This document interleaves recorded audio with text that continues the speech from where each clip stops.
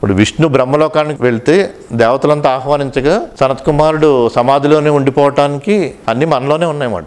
ఎక్కడో జరిగినాయి కాదు, అన్నీ మన మనసులోనే ఉండే స్థితులు అవి. అంతేగాని ఎక్కడో కథలో గ్రంథంలో జరిగిందో ఎప్పుడో జరిగిందో అనేది కాదు. ఇది ప్రతి మనిషికి కూడా మానసిక స్థితులు తెలియటానికి ఉపయోగపడతాయి. మొదట సుతీక్షుడు ఏం కోరాడు? కర్మ గొప్పదా జ్ఞానం గొప్పదా సందేహం ఉంది. కారుణ్యుడు ఏం కోరాడు? కర్మ గొప్పదా జ్ఞానం గొప్పదా. హరిష్ఠుడేం ఏం కోరాడు? నాకు జీవన్ముక్తి ప్రసాదించండి, నేను జీవన్ముక్తిని ఎలా పొందాలన్నాడు. అక్కడికి వచ్చాడు, జీవన్ముక్త స్థితికి వచ్చాడు హరిష్ఠునేమి. ఇంకా గ్రంథాలు కర్మజ్ఞానం ఏది గొప్పదని కాకుండా జీవన్ముక్త స్థితిని ఎలా పొందాలని అన్న స్థాయి అది హరిష్ఠునేమిది. కానీ భరద్వాజుడు బ్రహ్మను ఏం కోరాడు? సమస్త మానవాళి ముక్తిని ఎలా పొందాలని కోరాడు. మరి అది ఇంకా ఉత్తమ స్థితి కదా, భరద్వాజుడిది ఉత్తమ స్థితి కదా. అంటే మనం కూడా ఏ భావన ఉండాలంటే జీవన్ముక్తిని పొంది సమస్త మానవాళి ఆ ముక్తిని అనుభూతి పొందాలనేది ఉత్తమ లక్ష్యం అవుతుందన్నమాట. అలా వివిధ స్థాయిల్లో భరద్వాజుడి స్థాయి అలా చెప్పడం జరిగింది. ఇక్కడ శ్రీరాముడు వైరాగ్యాన్ని అన్ని విధాలుగా ప్రకటించడం జరుగుతుంది. వైరాగ్యం ముందు ధనం గురించి, ఆయుష్ గురించి, అహంకారం గురించి, మనస్సు, చిత్తము, ఈ తృష్ణ, ఆశలు, బాల్యంలో ఉండే దోషాలు ఏంటి, అంటే యవ్వనంలో ఉండేవి, స్త్రీ వ్యామోహం, వృద్ధాప్యం, మృత్యువు, కాలం గురించి, కాలస్వరూపం గురించి, దైవ విలాపం గురించి, స్థితిగతుల గురించి, అంటే అన్నిటి గురించి కూడా పూర్తిగా వైరాగ్య ప్రకరణంలో అన్నీ చెప్పడం జరుగుతుంది. అంతటి వైరాగ్యం ఎక్కడ ప్రకటింపబడకపోవడంతో సిద్ధులందరూ మొత్తం చేరతారు. అక్కడంతా అంత మహర్షులు, సిద్ధులు అందరూ చేరతారు. అందరూ చేరి ఆ ఎంతటి గొప్ప వైరాగ్యాన్ని ప్రకటించడం జరిగింది. దీనికి ఏ బాధ అయితే అందుతుందో అది సమస్త మానవాళికి ఉపయోగపడుతుంది అని అనుకోవడంతో అప్పుడు వైరాగ్య ప్రకరణం ముగుస్తుంది అన్నమాట. వైరాగ్యం ప్రకటించిన తర్వాత, సిద్ధులంతా చేరిన తర్వాత. కానీ ఇక్కడ మరి శ్రీరాముడికి వైరాగ్యం ఉండాల్సిన అవసరం ఉంది. ఒక చక్రవర్తి కొడుకు, అన్ని భోగాలు అనుభవించవచ్చు కదా, అతనికి వైరాగ్యం ఉండాల్సిన అవసరం లేదు. అందులో వైరాగ్యం 3 రకాలుగా ఉంటుంది. ఒకటి తామస వైరాగ్యం అని. తామసిక వైరాగ్యం అంటే ఏ శ్మశానానికి వెళ్ళినప్పుడో, పురాణాలు విన్నప్పుడో తాత్కాలికంగా పొందే వైరాగ్యం అది. ఇంకోటి రాజసిక వైరాగ్యం అని, ఆపదలు వచ్చినప్పుడో, కష్టం వచ్చినప్పుడో, బంధువుని పోగొట్టుకున్నప్పుడు అటువంటిప్పుడు వైరాగ్యం వస్తూ ఉంటుంది. లేదా ఎదుటివాడిని చూసినప్పుడు, కష్టాలను చూసినప్పుడు. అర్జునుడికి బంధువులందరినీ చూసినప్పుడు ఒక వైరాగ్యం వచ్చింది కదా. బుద్ధుడు ఎదురుగుండా ఒక శవం వెళ్తూ ఉంటే, రోగంతో ఉంటే వైరాగ్యం వచ్చింది కదా. ఎదుటివాడి కష్టాలను చూసి రావటం అది రాజసిక వైరాగ్యం. అది వాళ్ళకి అన్ని భాగాలు అనుభవించగలరు బుద్ధుడు, అర్జునుడు. కానీ అక్కడున్న పరిస్థితులు బట్టి వైరాగ్యం వస్తుంది, అది రాజసిక వైరాగ్యం కింద. మూడవది ఏంటంటే సాత్విక వైరాగ్యం అన్నమాట. ఇది ఉత్తమమైనది. సాత్విక వైరాగ్యం అంటే స్వీయ విచారంతో వస్తుంది. స్వీయ విచారంతో సమస్త మానవాళి పొందే ఈ అనుభవాలను బట్టి వీళ్ళకి ఒక చింతన వస్తుందన్నమాట, ఒక వైరాగ్యం ఏర్పడుతుంది. ఏంటి జీవితం, ఏం చేస్తున్నాను, నేను ఎవరిని, నా స్వరూపం ఏంటి, ఏం చేయాలి, ఈ బంధం నుంచి ఈ బంధం ఏంటి, ఇవి వస్తాయి కదా, ఆలోచన విచారణ వస్తుంది కదా. అది సాత్విక వైరాగ్యం అన్నమాట. అంటే ఎదుటి వాళ్ళ కష్టాలను చూసో, బంధువుని కోల్పోయో, అయితే సంపదను కోల్పోయినప్పుడు అటువంటి వైరాగ్యం కాకుండా, ఒక తామసిక వైరాగ్యం కాకుండా సాత్విక వైరాగ్యం అంటారు. అంటే స్వీయ విచారణతో వచ్చేది. అలా శ్రీరాముడికి ఏంటంటే స్వీయ విచారణ ద్వారా సమస్త మానవాళి పొందే దుఃఖాలకి కారణాలని ప్రకటించడం జరుగుతుంది అన్నమాట. అంటే మనిషి ఎందుకు అలా ఉంటున్నాడు, ఇప్పుడు బాల్యం గొప్పదనుకుంటాం, కానీ బాల్యంలో ఎన్ని భ్రమలు ఉంటాయి, ఇలా అన్ని ప్రతిదీ కూడా సమస్త మానవాళికి సంబంధించినవన్నీ చెప్పడం జరుగుతుంది. అంటే అందరి గురించి, అంటే భరద్వాజు ఎలాగైతే సమస్త మానవాళికి ముక్తి కావాలనుకున్నాడో, ఇక్కడ సమస్త మానవాళి పొందే బాధలు, దుఃఖాలు అవి ప్రకటించడం జరుగుతుంది అన్నమాట. శ్రీరాముడు ప్రకటించడం జరిగి, నేను బంధంలో ఉన్నాను, ముక్తిని ఎలా పొందాలి అని వశిష్ఠుని అడగటం జరుగుతుంది. వాల్మీకి అన్నాడు కదా, ఎవరు బంధంలో ఉండి ముక్తిని కోరుకుంటున్నారో వాళ్ళకే బోధ అవసరం అని. అప్పుడు విశ్వామిత్రుడు మొట్టమొదటిగా ఏంటంటే వైరాగ్యాన్ని అంతా ప్రకటించిన తర్వాత, ఇప్పుడు విశ్వామిత్రుడు శ్రీరాముడితో ఏం చెప్తాడంటే, నువ్వు ఎంతో గొప్ప వైరాగ్యాన్ని ప్రకటించావు, సాత్విక వైరాగ్యాన్ని, నీవు అర్హుడివి జ్ఞానాన్ని పొందటానికి. అయినా నీకు పూర్వం జరిగిన ఒక సంఘటన చెప్తానంటాడు విశ్వామిత్రుడు. శుకుడికి ఇలాగే వైరాగ్యం వచ్చింది. అంటే వ్యాసుడి కొడుకు శుకుడు ఎంతో సాత్విక వైరాగ్యం, పుట్టినప్పటి నుంచి ఒక వైరాగ్యంతో ఉన్నాడు, అంత తత్వబోధ విచారణతోనే, స్వీయ విచారణతోనే. శుకుడికి ఇలాంటి ఆలోచన వస్తే ఆ జరిగిన సంఘటన అంటే శుకుడికి ఏం జరిగింది, ఎలా అతను జ్ఞానాన్ని పొందాడని శ్రీరాముడు అడగటం జరుగుతుంది అన్నమాట. శుకుడు వ్యాసుడి కొడుకు కదా. అంటే శుకుడు ఒకసారి తండ్రి వ్యాసుడి దగ్గరికి వెళ్ళి తను ఒక సందేహాన్ని చెప్పడం జరుగుతుంది. శుకుడు ఎంతో గొప్ప వైరాగ్యం ఉన్న అతను శుకుడు. అంటే శుకుడే భాగవతాన్ని చెప్పడం జరుగుతుందన్నమాట పరీక్షిత్ మహారాజుకి. తండ్రిని అడుగుతాడు, ఒక సమాధి స్థితిని అనుభూతి పొందుతున్నాను, జ్ఞానాన్ని కూడా, తత్వజ్ఞానాన్ని అంతా తెలుసుకున్నాను, అయినా ఒక సందేహం ఉంది, అసలు సంసారం ఎందుకు ఉంది, ఎందుకు ఏర్పడింది, మళ్ళీ నేను దాన్ని త్యజించడం ఏమిటి, ఇది నాకు కొంత సందేహం ఉందని చెప్పడం జరుగుతుందన్నమాట. అంటూ నేను అసలు పూర్ణశాంతిని పొందానా, శుకుడు నేను అసలు పూర్ణశాంతిని పొందానా, నేను ఆ స్థితిని పొందానా అనే సందేహం కూడా ఉందంటాడు. అతను ఒక సమాధి స్థితిని అనుభూతి పొందుతున్నాడు, ఎక్కడ బాహ్యంపై దేని మీద దృష్టి లేదు, కానీ ఇంకా పూర్ణశాంతిని పొందానా అని ఒక సంశయం ఉంది, ఒక సందేహం ఉందన్నమాట ఇంకా అతనికి. ఇప్పుడు వ్యాసుడు మళ్ళీ మొత్తం అంతా చెప్తాడు, తత్వజ్ఞానం అంతా. శుకుడు ఏమంటాడంటే, చిన్నప్పటి నుంచి తండ్రి చెప్పిందే కదా, నేను ముందు నుంచి తెలుసుకున్నదే మళ్ళీ చెప్తున్నారు, నా సందేహం నివృత్తిపరచండి, ఇంతకుముందు జరిగిందే, ఇంతకుముందు తెలిసిందే మళ్ళీ మీరు చెప్తున్నారని తండ్రిని అంటంతో అప్పుడు తండ్రి ఏమంటాడంటే, నాకంటే ఉత్తమ జ్ఞాని జనకుడు ఉన్నాడు, జనకుడి దగ్గరికి వెళ్తే నీ సందేహాలన్నీ అతను జనకుడి దగ్గరికి చెప్పు, అతను నివృత్తిపరుస్తాడు అంటాడు. అప్పుడు సరే అని శుకుడు జనకుడి దగ్గరికి వెళ్తాడు అన్నమాట. జనకుడి దగ్గరికి వెళ్తే రాజమందిరానికి బయటే వీధుల్లో ఉండగానే భట్టుడు వెళ్ళి జనకుడికి, ఇలా శుకుడు వచ్చాడు వ్యాసుడి కొడుకు అంటే బయటే ఉండమని అంటాడు, పట్టించుకోడు జనకుడు. ఒక వారం రోజులు బయటే ఉంటాడు. వారం రోజుల తర్వాత భట్టుడిని పిలిచి, ఇంకా బయటే ఉన్నాడా వెళ్తే ఒక అతిథి గృహంలో ఉండమను, నేను వేరే వేరే కార్యక్రమాల్లో ఉన్నాను అంటాడు. అంటే ఇంకొక వారం రోజులు అతిథి గృహంలో ఉంటాడు. ఆ తర్వాత మళ్ళీ భట్టుడిని పిలిచి జనకుడు ఇంకొక వారం రోజులు ఇక్కడ రాజమందిరంలోనే ఉండమను, అంతఃపురంలోనే అక్కడ ఉండమని అంటాడు. వారం రోజులు అక్కడ ఉంటాడు శుకుడు. అలా 21 రోజులు అయిందన్నమాట. బయట వీధుల్లోని ఉండమన్నాడు పట్టించుకోకుండా. తర్వాత అతిథి గృహంలో ఉండమన్నాడు. ఆ తర్వాత రాజమందిరంలో ఉన్నాడు. అన్ని భాగాలు చుట్టూ ఉండగా ఇతను పరీక్ష చేయడానికి ఎలా ఉన్నాడని రాజమందిరంలో ఉండమన్నాడు అనమాట. ఆ 3 చోట్ల ఎలా ఉన్నాడో తెలుసుకున్న తర్వాత అప్పుడు జనకుడే వెళ్ళి శుకుడిని సభ మధ్యలోకి పిలిచి సత్కారం చేసి, ఎందుకు వచ్చారు, మీరు చూశాను నేను, మీరు వీధుల్లో ఉన్న అయితే ఒక అతిథి గృహంలో ఉన్న అన్ని మర్యాదలు అంతున్నా కానీ మీలో ఏ మార్పు లేదు, మీరు గొప్ప యోగస్థితిలో ఉన్నారు అని తెలుసుకున్నాను, ఎందుకు వచ్చారని అడుగుతాడు అనమాట. అయితే నాకు సందేహం ఉంది, నేను పూర్ణశాంతిని పొందానా లేదా అని ఉంది అంటే అప్పుడు మళ్ళీ జనకుడు బోధంతా చెప్తాడు అన్నమాట. గ్రంథాలను తత్వజ్ఞానం అని చెప్తాడు.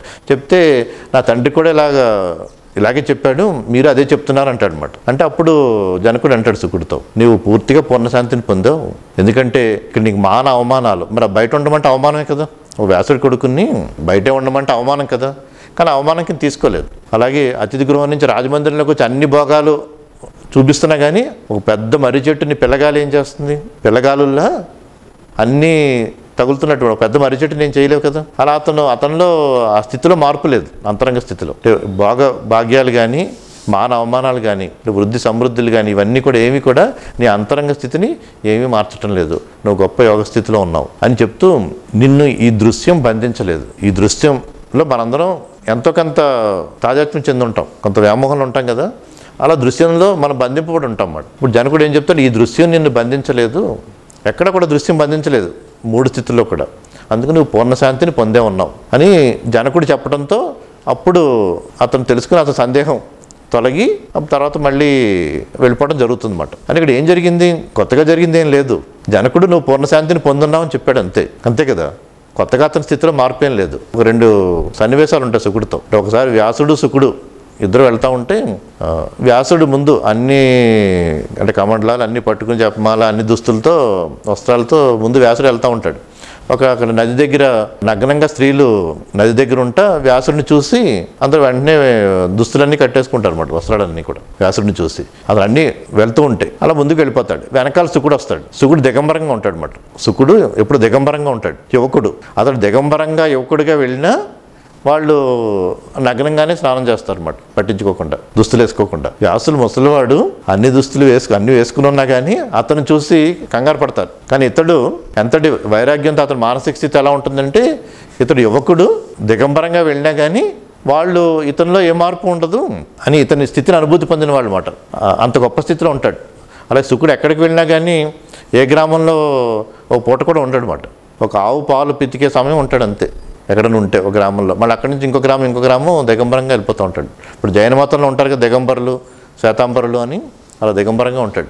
ఆహారం తీసుకునేది కూడా ఏంటంటే ఆవు పాలు దూడంతా తాగిన తర్వాత చివరి నొరగ మిగులుతుంది కదా, ఆ నొరగ ఒకటే తీసుకుంటాడు అనమాట, ఇంకేం తీసుకోడు ఆహారం. పాలు అనేది దూడ కోసం ఉండాలి అని నొరగ ఒకటే తీసుకుంటాడు. ఫేనులు అంటారు అతను, నొరగని ఫేనులు అంటారు నొరగ ఒకటే తీసుకునే వాళ్ళని. అంత గొప్ప స్థితిలో ఉంటాడు. అతను ఎక్కడికి వెళ్ళినా కానీ అతను సుగంధం అంతా అలా వ్యాపించి అని ప్రకృతి పులకరించిపోతూ ఉంటుంది అన్నమాట. అంటే అటువంటి శుకుడు. కానీ అతనికి సందేహం ఉంది, నేను పూర్ణశాంతిని పొందానా అని. అంటే జనకుడు నువ్వు పొందావు అని చెప్పడంతో అతనికి సందేహం తొలగింది. అని ఇక్కడ అర్థం ఏంటంటే, ఎంత గొప్ప సాధకుడైనా సరే, ఎంత గొప్ప స్థితిని తను పొందున్నా కానీ మరి పూర్ణశాంతిని పొందానని ఎలా తెలుస్తుంది, తనకు తానుగా ఎలా తెలుసుకోగలడు? ఏమో ఇంకా గొప్ప స్థితి ఉందేమో అని ఉంటుంది కదా. అందుకని గురుముద్ర ఉండాలన్నమాట. పూర్ణశాంతిని పొందినట్టుగా మనకు ఇంకొకరు చెప్పినప్పుడే తెలుస్తుంది కదా. దానికి ఏమంటారంటే, ఇప్పుడు బంగారం మనకు దొరికింది అనుకోండి, మనం వెంటనే ఏం చేస్తాం, పరీక్షించుకుంటాం కదా. ఒక గీటరాయితో బంగారం కదా అని పరీక్షించుకుంటాం కదా. అలాగే ఆ సమాధి స్థితి అనేది కూడా ఒక హిరణ్మయ స్థితి కదా, ఒక బంగారం లాంటి స్థితి. మరి ఆ స్థితిని పొందినప్పుడు మనం పరీక్షించుకుంటూ ఉండాలి కదా. మరి ఎలా పరీక్షించుకుంటాం? ఆ నిత్య సమాధి స్థితిలో ఉన్నామా లేదా అనేది, నిత్య ఆనంద స్థితిలో ఉన్నామా లేదా అనేది నిత్యం పరీక్షించుకోవాలి కదా. నిత్యం పరీక్షించుకోవాలంటే జీవితమే ఒక ప్రయోగశాల. ఈ జీవితమే ఒక ప్రయోగశాల. ప్రతి సన్నివేశ సంఘటనలోని మన అంతరంగ స్థితి ఎలా ఉందో నిత్యం పరీక్షించుకుంటూ ఉండాలి కదా. అలాగే శుకుడు కూడా ఆ స్థితిని పొందిన తర్వాత పరీక్షింపబడాలి కదా. అలా తండ్రి దగ్గరికి వెళ్ళడం జరిగింది. కానీ తండ్రి మనకి మన పెరట్లో చెట్టు పనికిరాదు అంటారు కదా, ఇంట్లో వైద్యం పనికిరాదు అంటారు కదా. అలా తండ్రి చెప్పినా సరే ఇంకా అతనికి తొలగలేదు సందేహం. అందుకని జనకుడి దగ్గర పంపించడం జరిగింది. జనకుడు చెప్తాడు శుకుడికి, నేను వ్యాసుడి కంటే గొప్పవాడిని జ్ఞానంలో, కానీ నువ్వు నాకంటే గొప్పవాడు అంటాడు శుకుడిని. అక్కడ ఏంటంటే సందేహాన్ని నివృత్తి పరిచాడు అన్నమాట. సందేహాన్ని ఆ స్థితిలో ఉన్న వాళ్ళకి అందరూ సమానమే, కానీ సందేహాన్ని నివృత్తి పరుస్తూ నేను వ్యాసుడి కంటే గొప్పవాడిని అంటాడు. మరి గొప్పవాడు కాకపోతే వ్యాసుడు ఎందుకు పంపుతాడు ఇక్కడికి, జనకుడి దగ్గరికి? నువ్వు నాకంటే గొప్పవాడు అంటాడు. ఎందుకంటే జనకుడు ఇంకా రాజభోగాల మధ్యన ఉన్నాడు. రాజభోగాల మధ్యనుంటూ కర్తవ్యాన్ని నిర్వహిస్తున్నాడు కదా. అంత నిర్వర్తిస్తున్నప్పుడు ఎన్నో కొన్ని సంఘటనలు ఉంటాయి, మనసుని కొంత మార్చే సంఘటనలు వస్తాయి. కానీ మళ్ళీ ఒక నిత్య సమస్థితితో మళ్ళీ కర్తవ్యం నిర్వర్తిస్తూ ఉండాలి కదా. కానీ శుకుడికి ఎక్కడ మార్పు లేదు. శుకుడి స్థితిలో ఎప్పుడు మార్పు అనేది ఉండదు. ఇంకా జనకుడికి కొన్ని మార్పులు వచ్చిపోతూ ఉంటాయి అన్నమాట. లేకుండా ఆ కార్యక్రమాలు కర్తవ్యాన్ని నిర్వహించడం సాధ్యం కాదు. అందుకని నేనైనా ఎప్పుడైనా కొంత మనసులో విచ్చిత్తి కలిగి మళ్ళీ తిరిగి శాంతిని పొంది చేసుకుంటే వెళ్ళాల్సి వస్తుంది కర్తవ్యాలని. కానీ నీవు 3 స్థితుల్లో కూడా మహా సమృద్ధి స్థితిలో అంతఃపురాలను అన్ని భాగాల మధ్య కూడా అసలు నేనేమీ చరణం లేదు, అది ఎక్కడ నీకు అవమానమే నీలో లేదు అని నువ్వు నాకంటే గొప్పవాడు అంటాడు. మరి వ్యాసుడి కంటే జనకుడు అని వచ్చింది కదా. అక్కడ వ్యాసుడు కూడా ఏంటంటే, వ్యాసుడు అంటే వేదాలను విభజించిన వాళ్ళు అని. అలా 32 మంది వ్యాసులు ఉంటారు. ఎన్నోసార్లు వేదాలు విభజించబడి ఏర్పడ్డాయి. అంటే ఇంకా వ్యాసుడు పురాణాలు రచించడం, వేదాలను విభజించడం ఈ కర్తవ్యంలో ఉంటాడు కదా. ఎన్నో సంఘటనలు ఉంటాయి. వ్యాసుడి కొడుకులే మొత్తం కౌరవులు పాండవులు అంతా వరుసగా అందరూ కూడా వ్యాసుడి సంతానమే అంతా కూడా. కృష్ణద్వైపాయన వ్యాసుడు అని వ్యాసుడి తల్లి సత్యవతి, వ్యాసుడు ద్వారానే పుడతారు అంతా కూడా. వీళ్ళంతా కూడా విదురుడు మొత్తం ముగ్గురు కూడా వ్యాసుడి సంతానం కింద వస్తుంది అది మహాభారతంలో. అలా అతనికి కర్మలు ఇలా జరుగుతూ ఉంటాయి కదా. అలా చెప్పడంతో ఇతని సందేహం తొలగి శుకుడు ఇంకా ఉత్తమ స్థితికి వెళ్తాడు. ఇది విశ్వామిత్రుడు ఈ కథ చెప్తూ శ్రీరాముడికి ఏమంటాడంటే, శుకుడు ఎలాగైతే అతనికి సందేహం ఉండగా జనకుడు చెప్పడంతో సందేహం తొలగిందో, నీకు కూడా నీవు ఉత్తమ స్థితిలోనే ఉన్నావు, కానీ కొంత మెరుపు అవసరం ఉంది, కొంత నీకు బోధ అవసరం ఉంది. కానీ తేలిగ్గానే నువ్వు గ్రహించగలవు. నీకు వశిష్ఠుడు బోధన చెప్తాడంటాడు. వశిష్ఠుడు చెప్తాడని వశిష్ఠుడిని ఈ ఆత్మబోధంతో చెప్పమని చెప్పడం జరుగుతుంది అన్నమాట. మరి విశ్వామిత్రుడే చెప్పొచ్చు కదా, విశ్వామిత్రుడే మొత్తం బోధంతో చెప్పొచ్చు కదా. కానీ ఏంటంటే విశ్వామిత్రుడికి వశిష్ఠుడికి ఇద్దరికీ తెలుసు ఈ తత్వజ్ఞానం అంతా. ఇద్దరు కూడా సంఘర్షణలు ఉండే కదా, ఎన్నో యుద్ధాలు ఉంటాయి కదా ఇద్దరికి. ఒకసారి ఇద్దరు కలిసి బ్రహ్మ దగ్గరికి వెళ్ళినప్పుడు బ్రహ్మ ఈ బోధంతో చెప్పడంతో విశ్వామిత్రుడికి వశిష్ఠుడికి ఈ బోధంతో తెలుస్తుంది. కానీ ఇక్కడ ఏమంటాడంటే, వశిష్ఠుడు మీ చెప్తాడు నీకు బోధంతో అంటాడు. మరి గురువు కదా, తన గురువు. ఇక్కడ గురువుకి అన్నీ తెలుసు, కానీ ఇప్పుడు దాకా సమయం రాలేదు కాబట్టి గురువు ఈ బోధ చెప్పలేదు. మిగిలిన నేర్పినా కానీ ఎంతో వైరాగ్యాన్ని ప్రకటించి నేను ప్రాణమైనా వదిలేస్తాను, నాకు తత్వజ్ఞానం బాధపడాలని శ్రీరాముడు అలా వ్యక్తపరచడంతో ఇంకా సమయం వచ్చిందని అప్పుడు వశిష్ఠుడు చెప్పడం జరుగుతుంది అన్నమాట. అది మిగిలిన మహర్షులంతా కూడా ఆ బోధన చెప్పమంటంతో వశిష్ఠుడు శ్రీరాముడికి చెప్పడం మొదలవుతుంది. ఇక్కడితో వైరాగ్య ప్రకరణం పూర్తయింది. తర్వాత ముముక్షు వ్యవహార ప్రకరణం. అంటే ముముక్షు వ్యవహార ప్రకరణంలో ఇప్పుడు విశ్వామిత్రుడు శుకుడు గురించి చెప్పింది ఉంటుంది. అయిన తర్వాత ఇప్పుడు వశిష్ఠుడి బాధ మొదలవుతుంది అన్నమాట. వశిష్ఠుడు శ్రీరాముడు చెప్పింది ఇప్పుడు ఇక్కడి నుంచి మొదలవుతుంది. సమస్త మానవాళికి అందాలి కదా, ఇక్కడ ఉద్దేశం అది. ఆ సీక్వెన్స్ తెలియాలి. ఎందుకంటే గొప్ప గ్రంథం ఎప్పుడు మొదట దేంతో మొదలవుతుందో దాంతోనే అంతం అవుతుంది అన్నమాట. యోగవాసిష్టం కూడా చివరి శ్లోకాల్లో ఏమైనా వస్తుందంటే, ఇదంతా విన్న తర్వాత అరిష్టనేమి గొప్ప జీవన్ముక్త స్థితిని పొందాడు. ఇదంతా విన్న తర్వాత సురుచి ఎంత గొప్ప స్థితిని పొందింది. కారుణ్యుడు రెండు కర్మజ్ఞానం రెండు అవసరం తెలుసుకున్నాడు. మళ్ళీ సుతీక్షుడు రెండింటిని కూడా తెలుసుకున్నాడు అని ఎండ్ అవుతుంది అన్నమాట. ఇక్కడ ఒకటి. రెండోది ఏంటంటే వీళ్ళు 5 స్థితులు ఉన్నాయి కదా, వరుస మానసిక స్థితులు చెప్పుకున్నాం కదా. ఇవన్నీ కూడా యోగ వాసిష్టంలో 56 కథలు ఉంటాయి. 56 కథలు ఉంటాయి అన్నమాట. కథల్లో సన్నివేశాలు ఉంటాయి, వివిధ సన్నివేశాలన్నీ. వీళ్ళ మానసిక స్థితులు ఆ సన్నివేశాల్లో కూడా ఉంటాయి అన్నమాట. అందుకని సన్నివేశంలో ఎవరిదైనా ఒక మానసిక స్థితి వచ్చినప్పుడు ఈ సాధకుల స్థితి కూడా తెలుస్తాయి అవి మనకి. అలా ఉపయోగపడుతుంది ఇవి సాధకుడు అంటే. ఇప్పుడు నేను సాధకుడిని అనుకున్నప్పుడు మనం వీళ్ళల్లో ఏ స్థితిలో ఉన్నామో చూసుకోవాలి. సాధకుడు అన్నప్పుడు ఈ 5 ఏ స్థితిలో ఉన్నాం అని చూసుకోవాలి. అంటే సుతీక్షుడి స్థితిలోనా, కారుణ్యుడి స్థితిలోనా, లేకపోతే ఇంకా ఉత్తమ మానసిక స్థితులు సంకల్పాలు ధ్యానం చేస్తూ లోకాల్లో అన్ని లోకాలని దర్శనం చేసుకుంటూ ఉపాసన చేసుకుంటూ సాకార రూపాన్ని అనుభూతి పొందుతూ ఉన్న ఆ స్థితులకు వెళ్ళామా? మరి స్వర్గం అరిష్టనేం వచ్చింది కదా, సూచి అప్సరస దేవదూత, అక్కడ ఇంద్రుడు స్వర్గం, భరద్వాజుడు బ్రహ్మలోకం, ఇక్కడ శాపం మీరు వచ్చినాయి అంటే ఇంక మనసు ఎన్నో స్థితుల్లో ఒకదాని తర్వాత ఒకటి అనుభూతి పొందుతూ ఆ స్థితిలోకి వెళ్తుంది. మరి ఆ స్థితుల్లో ఉన్న సాధకుడా అంటే ఇవి మనం గ్రహించుకోవాల్సింది మాట అంతా. కానీ మనం సాధారణంగా ఏ స్థితిలో ఉంటాం? కారుణ్యుడు సుతీక్షుడు ఉంటాం. కనీసం ఒక రెండిట్లో పెట్టుకోవాలి కదా మనల్ని, ఉంటే ఆ రెండిట్లోనే ఉంటాం. అంటే బాగా గ్రంథజ్ఞానం చదివి ఏ కర్మలు చేయకుండా ఉంటే కారుణ్యుడి స్థితిలో ఉంటాం. లేదు ఎంత చదువుతున్నా ఎన్ని కర్మలు చేస్తున్నా సందేహాలతో ఉంటే సుతీక్షుడిలో ఉంటాం కనీసం. కానీ ఇలా చెప్తూ గ్రంథంలో ఎన్నో చోట్ల ఏమైనా వస్తుందంటే అందరూ అర్హులే అని వస్తూ ఉంటుంది అన్నమాట. చాలాసార్లు అందరూ కూడా ఇది తెలుసుకోవడానికి అర్హులే అని, అంటే ఈ మాత్రం ఇలాగే ఉండాలా, మరి నాకు అర్హత ఉందా అని వస్తుంది కదా ప్రశ్న. అసలు మన గ్రంథం చదువుతున్నామంటే మనకు అర్హత ఉన్నట్టు. యోగవాసిష్ఠ గ్రంథం చదువుదామని అనుకుంటమే మనకు అర్హత ఉన్నట్టు కదా, అలా విందామని అనుకోవటమే అర్హత ఉన్నట్టు కదా, దీని గురించి తెలుసుకోవడం అర్హత ఉన్నట్టే కదా. అలా అందరూ అర్హులే అని వస్తుంది చాలా సన్నివేశాల్లో. అందుకని ఈ సాధకులకేనా అని కాదు, అందరూ దీనికి అర్హులే అని వస్తుంది. మనం ఇంతకుముందు చెప్పుకున్న కొన్ని సంఘటనలు పురుష ప్రయత్నంలో 50% చెప్పుకున్నాం కదా, 1000 శ్లోకాలతో ఉంటుంది అది ముముక్షు వ్యవహార ప్రకరణం. అంటే చివరిగా ఏం చెప్పడం జరుగుతుందంటే ఈ ముముక్షు వ్యవహార ప్రకరణంలో అంటే ఒక చక్రవర్తిని దర్శనం అవ్వాలంటే 4 ద్వారపాలకులు ఉంటారు. 4 ద్వారపాలకులు ఉంటారు. ఆ ద్వారపాలకుల్లో 4 సంతృప్తిపరిచైనా కానీ, వాళ్ళ అనుమతి తీసుకునైనా కానీ, లేకపోతే 3 కానీ, లేదా 2 కానీ, లేకపోతే ఒక్కరి ద్వారా అయినా కానీ ఆ చక్రవర్తిని దర్శించాలి అని చెప్పడం జరుగుతుంది. దాన్ని మోక్షోపాయం అంటారు, అంటే మోక్షానికి ఉపాయం అని.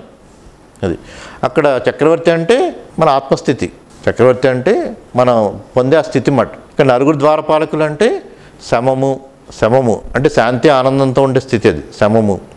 విచారణ కదా, విచారణ అంటే మనం పరిశీలించుకుంటూ అన్నీ నేర్చుకోవటానికి విచారణ ఉంటుంది. శమము, విచారణ, సాధు సాంగత్వం అంటే సాధువుల నుంచి మనం అన్నీ తెలుసుకోవడానికి సాధు సాంగత్యం అని. సంతోషం, అంతరంగం కూడా సంతోష స్థితిని పొందితేనే ఆ దర్శనం కూడా అవుతుందన్నమాట. అంటే శమము, విచారణ, సాధు సాంగత్యం, సంతోషం అన్నమాట.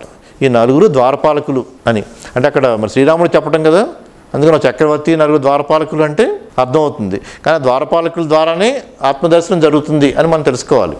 శమము, విచారణం, సాధు సాంగత్యము, సంతోషము, అంతరంగం ఒక నిత్య తృప్తి స్థితిలో ఈ 4 ఉంటేనే ఆ ఉత్తమ స్థితికి వెళ్తామని చెప్తూ ఆ 4 గురించి చివరిగా అన్ని వివరించడం జరుగుతుందన్నమాట. వశిష్ఠుడు తన బోధని ప్రారంభించే ముందు శ్రీరాముడికి సందేహం వస్తుంది. శ్రీరాముడు సందేహం వచ్చి మీరు చెప్పే ముందు నాలో ఉన్న సందేహాన్ని నివృత్తిపరచుకోవటం మెరుగు అని చెప్తూ విశ్వామిత్రుడు ఏం చెప్పడం జరిగిందంటే శుకుడు జనకుడి నుంచి ఆ సందేహాన్ని తొలగించుకున్న తర్వాత చాలా సంవత్సరాల పాటు సుమేరు పర్వతం వెళ్ళి అక్కడ ధ్యానం చేసుకుంటూ విదేహముక్తిని పొందాడు అని చెప్పడం జరుగుతుంది. విదేహముక్తిని పొందాడు అని. విదేహముక్తి అంటే ఒక అర్థం ఏంటంటే దేహం చాలించాక పొందే స్థితి. అది విదేహ అంటే విదేహముక్తి పొందాడని చెప్పడం జరుగుతుంది. కానీ వ్యాసుడు ఏంటంటే ఇక్కడ జీవించి ఉన్న స్థితి. అది వ్యాసుడు కూడా అక్కడికి రావడం జరుగుతుంది. మహర్షులంతా కూడా అక్కడ కూర్చున్న వ్యాసుడి కొడుకు శుకుడు అని విశ్వామిత్రుడు చెప్పడం జరుగుతుంది. వ్యాసుడు ఎదురుగుండా ఉన్నాడు, శుకుడేమో విదేహముక్తిని పొందాడు అని చెప్పడం జరుగుతుంది. అందుకని శుకుడు విదేహముక్తిని పొందాడు, ఇక్కడ వ్యాసుడేమో ఇంకా పొందలేదు విదేహముక్తిని, జీవించే ఉన్నాడు. మరి శుకుడు ఎలా విదేహముక్తిని పొందగలిగాడు, వ్యాసుడు ఎందుకు పొందలేదు అంటే వ్యాసుడు ఇంకా జీవించి ఉన్నాడు ఏంటా అని. అంటే వైరాగ్యంలో అలా ప్రశ్న వచ్చింది. శుకుడు ఎందుకు విదేహముక్తి పొందాడు, వ్యాసుడు ఎందుకు పొందలేదు? వ్యాసుడు సభలో ఉంటాడు మరి, సభలో ఉండటం మీద అలా అడగటం జరుగుతుంది. అంటే అప్పుడు వశిష్ఠుడు అసలు విదేహముక్తి అంటే ఏమిటి, జీవన్ముక్తి అంటే ఏమిటి అని చెప్పడం జరుగుతుంది అన్నమాట. అంటే విదేహముక్తి అంటే ఒక అర్థం ఏంటంటే దేహం చాలించాక పొందేదాన్ని. అంటే రెండో అర్థం ఏంటంటే జీవించి ఉండగానే దేహభావన లేని స్థితి. జీవించి ఉండగా మన ఈ దేహభావన ఉండదు, అంటే దేహం పొందే ఈ మనసు పొందే వీటిపై తాదాత్మ్యం చెంది ఉండడు, ఆసక్తి ఉండడు అన్నమాట. ఈ దేహభావన లేని స్థితి అంటే నిత్యం ఒక ఆత్మానందాన్ని పొందే స్థితినే కోరుకుంటాడు తప్పితే, దేహం మనసుకి అతీతంగా ఉన్న స్థితినే కోరుకుంటాడు తప్పితే ఈ మనస్సు దేహంతో తాదాత్మ్యం చెంది ఉండడు, వీటితో వ్యామోహంతో ఉండడు. ఈ దేహభావన ఉండదు అన్నమాట. దేహానికి సహజ ధర్మాలుగా జరుగుతూ ఉంటాయి కానీ వీటి మీద దృష్టితోనే ఉండడు. అంటే జీవించి ఉండగానే ఈ దేహభావన లేని స్థితిని కూడా విదేహ భావన అంటారు. అందుకే జనకుడు పాలించిన రాజ్యాన్ని కూడా విదేహ రాజ్యం అంటారు. జనకుడు కూతురు సీతను కూడా వైదేహి అంటారు. విదేహ నగరం అది. అంటే అక్కడంతా జనకుడంతా జీవించి ఉండగానే దేహభావన లేని స్థితి, అందుకే దాన్ని విదేహ నగరం అంటారు.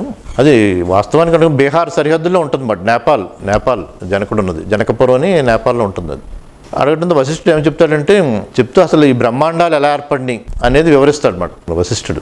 వివరించడానికి బ్రహ్మాండాలు ఎలా ఉన్నాయంటే మనకు వాస్తవ దృశ్యం కొంత తెలియాలి కదా ఎలా ఉంటుంది అనేది.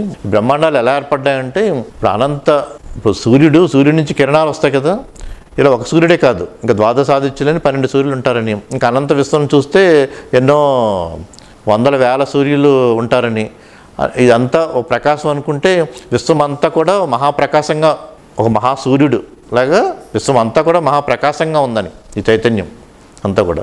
అలా మహాసూర్యుడి నుంచి కాంతి కిరణాలలాగా బ్రహ్మాండాలు వచ్చిపోతున్నాయి. ఈ మహాసూర్యుడి నుంచి మహాప్రకాశం నుంచి కాంతి కిరణాలు, మరి కాంతి కిరణాలు ఎన్ని వచ్చి వెళ్ళిపోతూ ఉంటాయి అలా అనంతకాలం నుంచి. అలా ఈ జగత్తులు బ్రహ్మాండాలు వచ్చి సృష్టింపబడి మళ్ళీ లయమైపోతున్నాయి మహాసూర్యుడి నుంచి అనంత ప్రకాశం నుంచి. అలాగే ఇప్పుడు మనకు చూడండి ధూళి రేణువులు కనపడుతూ ఉంటాయి కదా, మన కిటికీలో నుంచి చూస్తున్నప్పుడు వెలుగులో ధూళి రేణువులు వస్తూ ఉంటాయి. ఎన్ని ధూళి రేణువులు వచ్చి వెళ్ళిపోతూ ఉంటాయి.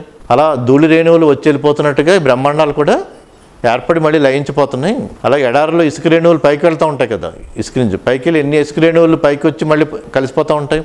అలా ఇసుక రేణువుల్లాగా బ్రహ్మాండాలు వచ్చిపోతున్నాయి. ఇదంతా మహాసాగరం అనుకున్నాం అనుకోండి విశ్వమంతా. ఈ మహాసాగరం నుంచి తరంగాలు ఎన్ని తరంగాలు వచ్చి వెళ్ళిపోతూ ఉంటాయి, చిన్న తరంగాలు పెద్ద తరంగాలు ఎన్ని వచ్చి వెళ్ళిపోతూ ఉంటాయి. అలా బ్రహ్మాండాలు వచ్చి వెళ్ళిపోతున్నాయి. అంటే ఒక మహాప్రకాశం నుంచి కాంతి కిరణాల్లాగా, ఒక మహాసముద్రం నుంచి తరంగాల్లా, ధూళి రేణువుల్లా ఇసుక రేణువుల్లాగా బ్రహ్మాండాలు అనంతకాలం నుంచి ఎన్నో వచ్చి వెళ్ళిపోతున్నాయి. ఏ రేణువు ఎక్కడికి వెళ్ళిందో ఎలా చెప్పమంటా ఉంటాడు మనం. ఏ ధూళి రేణువు, ఏ కాంతి ప్రకాశం, ఏ తరంగం ఎక్కడి నుంచి ఎక్కడికి వెళ్ళిందో చెప్పగలమా అంటాడు. చెప్పగలమా అంటూ ముక్తిని పొందిన తర్వాత జలంగా ఉన్నా కానీ ఓ తరంగంగా ఉన్నా కానీ నీరే కదా. నీరు జలంగా ఉన్నా ఓ తరంగంగా ఉన్నా నీరే కదా.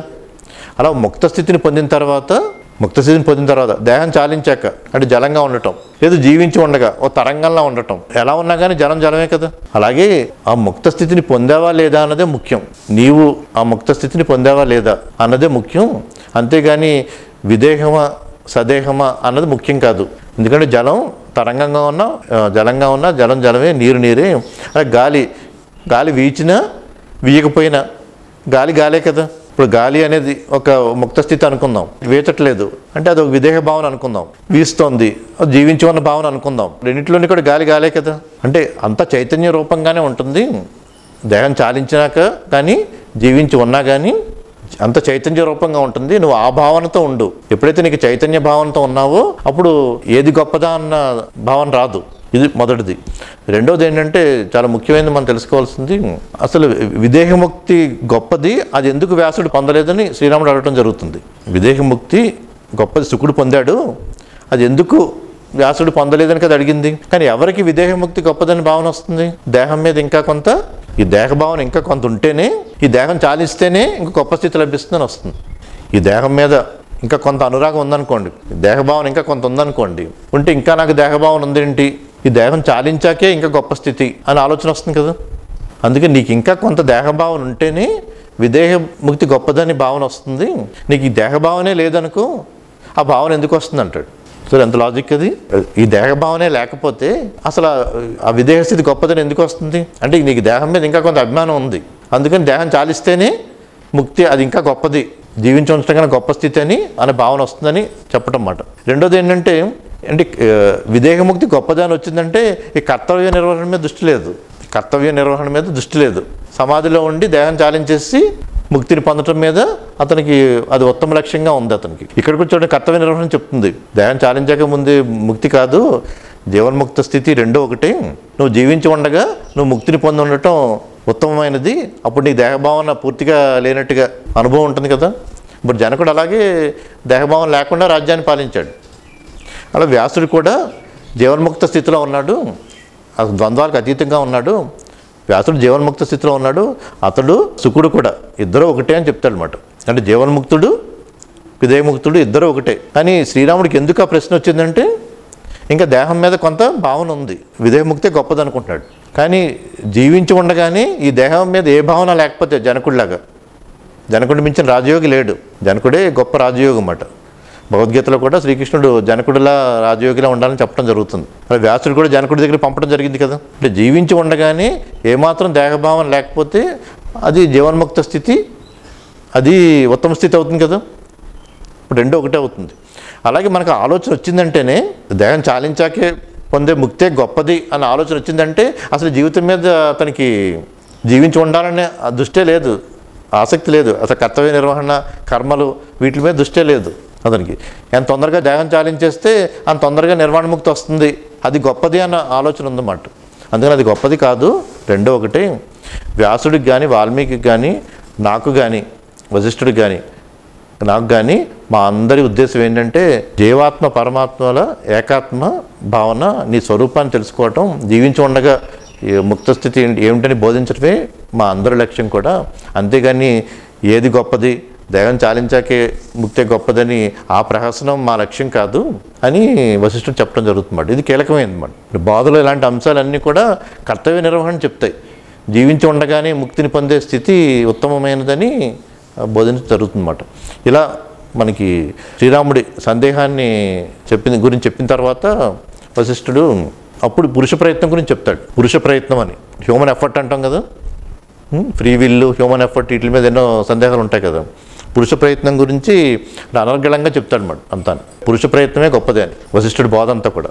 సుమారు ఈ ప్రకరణలో ఉన్న ఈ 1000 శ్లోకాల్లో కీలకమైనదంతా కూడా ఈ పురుష ప్రయత్నం అని. పురుష ప్రయత్నం అంటే పురుషుడు అంటే ఇక్కడ మగవాడని కాదు, అంటే పురమునందు నివసించేవాడని. ఈ పురం అంటే శరీరం, పురం కింద పురమునందు నివసించేవాడంటే ఇక్కడ జీవాత్మ అని అర్థం. అది మగవాళ్ళైనా ఆడవాళ్ళైనా అలాగే అన్ని జీవరాశులకి వర్తిస్తుంది. అది అన్ని జీవరాశులకి, సమస్త ప్రపంచానికి అంతటికి ప్రయత్నం చేసి అన్నిటికీ వర్తిస్తుంది. అది అంటే పురమునందు నివసించేవాడని నాకు అర్థం. కాబట్టి ఈ పురుష ప్రయత్నమే ముఖ్యమైనది. చంద్రుడి నుంచి ఒక వెన్నెల వస్తుంది కదా, వెన్నెలకు ఆనందాన్ని ఇస్తుంది కదా, అంటే శీతలత్వాన్ని ఇస్తుంది కదా. అది చంద్రుని క్రియాస్వరూపం. అది చంద్రుని క్రియ వల్లనే ఇక్కడ నీకు శీతలత్వం, ఆనందం లభిస్తున్నాయి కదా. చంద్రుడి నుంచి ఒక క్రియగా ఉంటుంది కదా అది. అలాగే ఇప్పుడు మనం ఈ జ్ఞానాన్ని పొందుతున్నాం, ఇది కూడా ఒక ప్రయత్నమే కదా. ఈ జ్ఞానాన్ని పొందుతున్నాం, జీవన్ముక్త స్థితికి వెళ్దాం అనుకుంటున్నాం, ఇది పురుష ప్రయత్నమే కదా.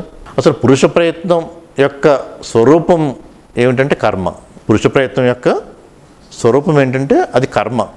కర్మ అంటే ఇప్పుడు నేను చేతులతో కదపటం, మాట్లాడటం, భోంచేయటం, ఇవన్నీ కర్మే కదా. ఈ కర్మలన్నీ కూడా పురుష ప్రయత్నం రూపంగా వస్తాయి అన్నమాట. ఇన్ని ప్రయత్న రూపంగా వస్తాయి అని చెప్తూ, కానీ పురుష ప్రయత్నం అంటే మనకి విభిన్న కోణాల నుంచి దాని అర్థం తెలియాలి, విభిన్న కోణాల నుంచి అర్థం తెలియాలన్నమాట. ఏది పురుష ప్రయత్నం అవుతుందంటే మనస్సు, వాక్కు, శరీరం ఈ మూడిట్లోకి ఏకత్వంతో చేసేది పురుష ప్రయత్నం అవుతుంది. ఎందుకు పురుష ప్రయత్నం గొప్పది అంటే పురుష ప్రయత్నంతోనే అన్ని ఫలాలని మనం పొందగలం, అన్ని పొందగలన్నమాట, అన్ని కర్మఫలాలను కూడా మనం పొందగలన్నమాట. ఎప్పుడంటే అది మనస్సు, వాక్కు, శరీరం మూడిట్లోకి ఏకత్వంతో మన ప్రయత్నం ఉండాలి. సాధారణంగా ఏం జరుగుతుందంటే మనసులో ఒక భావన వస్తుంది, మాట ఇంకొకటి చెప్తాం, శరీరం ఇంకోటి చేస్తూ ఉంటుంది.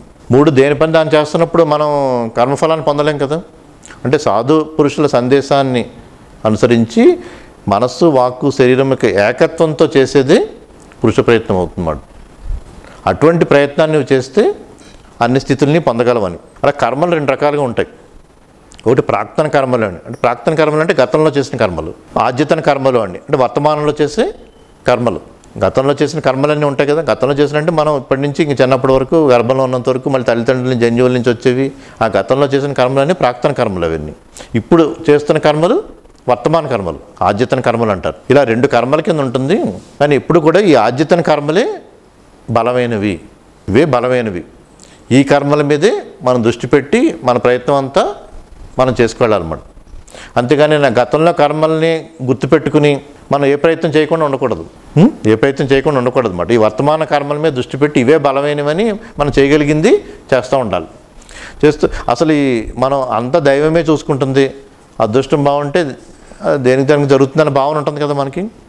ఆ దైవం అనుకూలిస్తే అన్నీ జరుగుతాయి, అదృష్టం బాగుంటే అన్నీ జరుగుతాయి. అంత దైవమే చూసుకుంటుంది, అదృష్టమే బాగుంటే అన్నీ జరుగుతాయి అని ఉండి ఏ శాస్త్రాన్ని, ఏ కర్మలు చేయకుండా ఉంటే చివరికి చేతులెత్తి నమస్కరించడం కూడా కష్టం అవుతుంది. వాడు చివరికి చేతులెత్తి నమస్కరించడం కూడా కష్టం అవుతుంది. అలా ఉంటాడు ఏ ప్రయత్నం చేయకుండా ఉంటాయి. అందుకని శాస్త్రోచిత కర్మలు చేయాలి, శాస్త్రానుశాసిత కర్మలు చేయమని. ఇక్కడ శాస్త్రం అంటే మన వేదాలన్నీ చదివి అక్కడ కర్మకాండ తెలుసుకొని చేయటం అని కాదు అక్కడ అర్థం. అంటే సత్కర్మలు, ఇప్పుడు సమాజం నిర్దేశించిన మంచి కర్మలను ఉంటాయి కదా, ఇప్పుడున్న సమాజం నిర్దేశించిన ఉంటాయి, ఓ రాజ్యాంగబద్ధంగా ఉంటాయి కదా. ఈ కర్మలు సత్కర్మలు అవుతాయి ఇవి. ఇవి ఇప్పుడు పెద్దలు చెప్పేవి అవి కూడా పెద్దలు ఉపదేశించినవే కదా.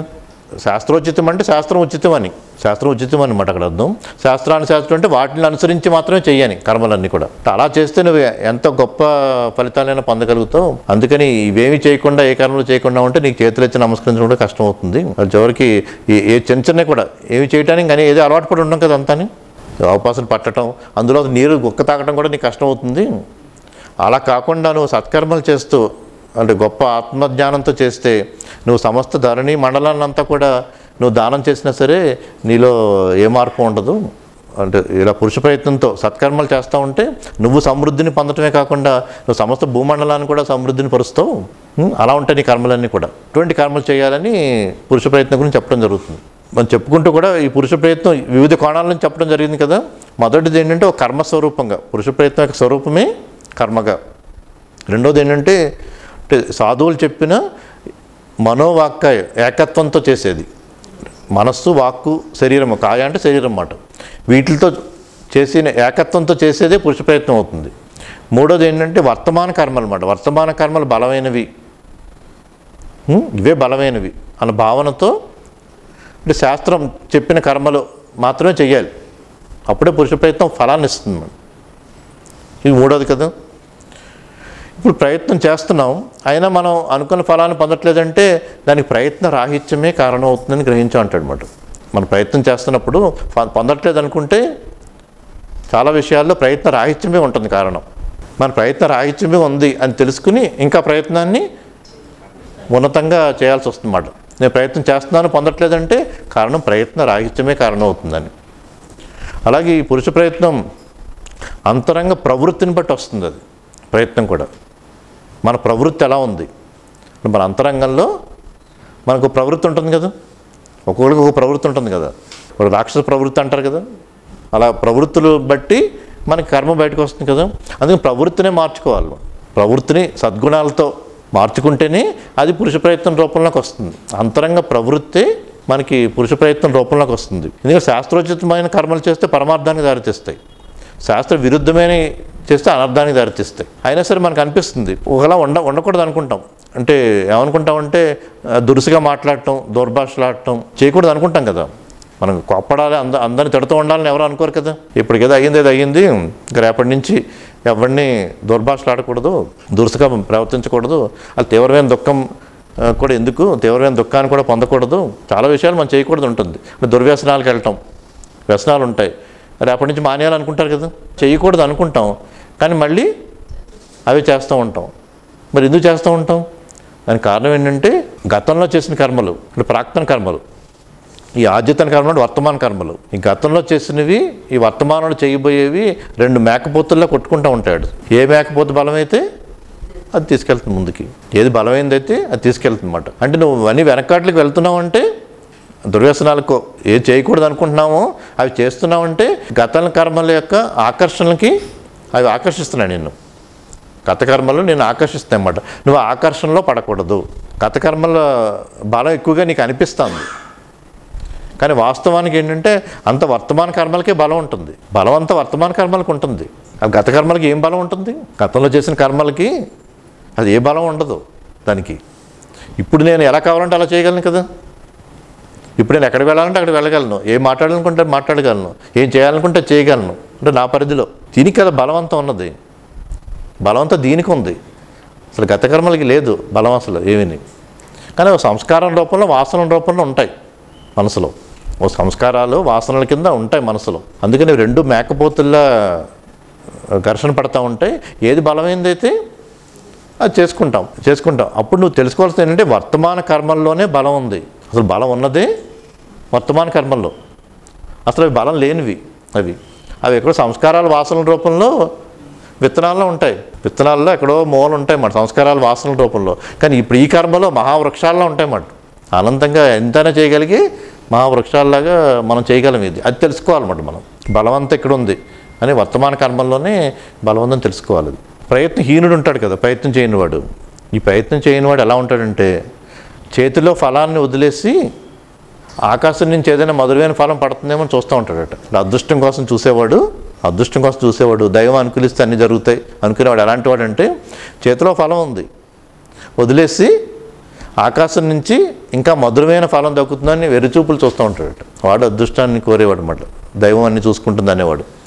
కానీ ఈ చేతిలో ఫలమే వర్తమాన కర్మలు. ఈ ప్రయత్నహీనుడు గాడిదతో సమానం అంటాడు. గాడిదైన ప్రయత్నం చేస్తూ ఉంటుంది, గాడిదతో సమానం. అందుకే నువ్వు వర్తమాన కర్మలపై దృష్టి పెట్టి నువ్వు ప్రయత్నం చేయమని. ఆ ప్రయత్నం ఎలా ఉంటుందంటే సింహం తన పంజరాన్ని ఛేదించుకుని బయటకు వచ్చినట్టు ఉంటుందన్నమాట. ఆ ప్రయత్నం బలం తెలుసుకున్న వాళ్ళకి సింహం పంజరాన్ని ఛేదించుకుని తన కర్మలు చేస్తున్నట్టుగా ఉంటుంది. అలా కాకుండా మన లక్ష్యాలు కూడా చిన్న చిన్న పెట్టుకుని అంటే ఏక కురుపే వాలి సంతోషపడి తీసుకుంటూ ఉంటుంది కదా ఆహారం. ఏగ ఏం చేస్తుంది, కురుపే వాలి రక్తం తీసుకుంటూ ఉంటుంది కదా, చీమురు ఎత్తురు తీసుకుంటూ ఉంటుంది కదా. అలా అల్ప లక్ష్యాలపై ఏదో ఇల్లు కొంత ధనం అలా ఉంటే చాలు జీవితంలో గడిపేద్దాం ఉంటుంది కదా. ఆ అల్ప లక్ష్యాలపై అల్ప సుఖాలపై ఆధారపడితే ఏక కురుపుపై వాలి జీవించినట్టు ఉంటుంది. అలా కల్పనలతో భ్రమలతో అనుమానాలతో జీవించేవాడికి ఏంటంటే ఇంక చేతులు కూడా పావుల్లా కనపడుతూ ఉంటాడు. రాత్రి చీకట్లో ఎవరైనా చేతులు తగిలినా ఏం తగిలినా కానీ భ్రమల్లో ఉంటాడు కదా, కల్పనలతో ఉంటాడు కదా. అటువంటి కల్పనలతో జీవితం గడుపుతూ ఉంటాడు అన్నమాట. ఒక రాత్రి నుంచి రత్నం రాదు కదా, దారిలో కనపడే రాత్రి నుంచి రత్నం రాదు కదా. లేదా రత్నాలు గనిలోకి వెళ్ళినా మనం రత్నం రావాలంటే ఎంతో శ్రమ పడాలి కదా. అలాగే మనకి ఏదైనా ఎలా లభ్యమవుతుంది, పిండి ఎంత ఉంటే అంత రొట్టె వస్తుంది, మనకి దారం ఎంత ఉంటే అన్ని వస్త్రాలు వస్తాయి, మట్టి ఎంత ఉంటే అన్ని కుండలు వస్తాయి కదా. అలా మన ప్రయత్నం ఎంత ఉంటే దాన్ని బట్టి ఫలం ఉంటుంది. మనం ఎంత ఫలం కావాలనుకునేది మన అంత ప్రయత్నం అంత ఉండాలి. మన లక్ష్యాలు కూడా అల్ప లక్ష్యాన్ని ఎందుకు ఉత్తమ లక్ష్యాన్ని ఏర్పరచుకోవచ్చు కదా. ఒక జీవితాంతం ఎలా ఉంటుందంటే నేను ఒక కానిస్టేబుల్గా అయితే చాలు నా జీవిత లక్ష్యం నెరవేరినట్టే అని ఉంటుంది కదా చాలామందికి. ఆ కానిస్టేబుల్గానే ఎందుకు అనుకోవటం, ఐపీఎస్ చదివి వెళ్ళొచ్చు అని అనుకోవచ్చు కదా. అంటే ఇంకా గొప్ప లక్ష్యాలను ఏర్పరచుకోవచ్చు కదా.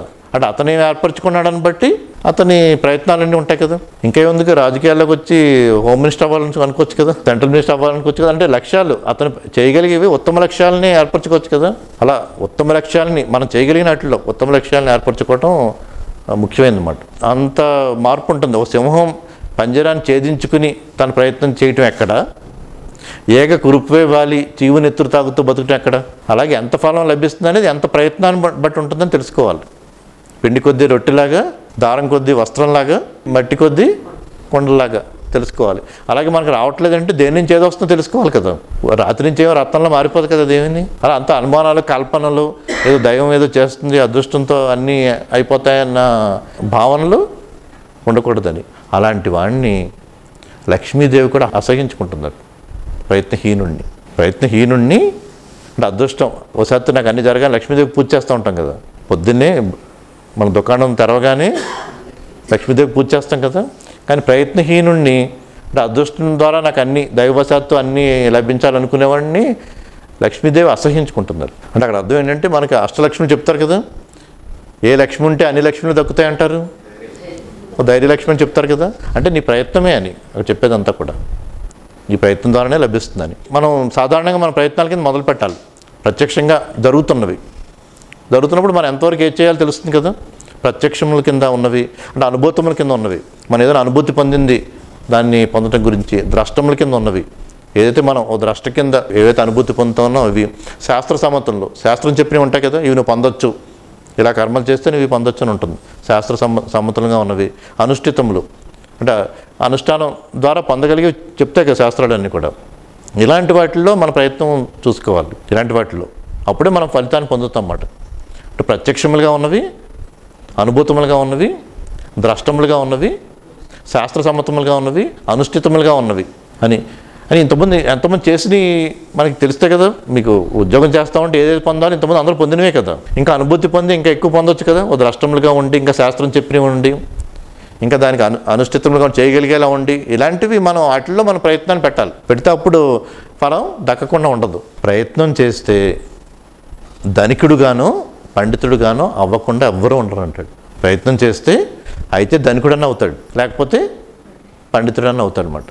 ఈ రెండూ కాకుండా ఎవరు ఉండరు అంటారు అనమాట. ఈ రెండూ కాకుండా ఉన్నామంటే ప్రయత్నం చేయట్లేదని. ఈ రెండూ కాకుండా ఉన్నామంటే ప్రయత్నం చేయట్లేదు అన్నమాట. మా ధ్యానంలోకి వెళ్ళి ఉన్నామనుకోండి, సనత్ కుమారుల్లో ఉన్నట్టు, అంటే ఆ సమాధి స్థితిలో ఉన్నట్టు.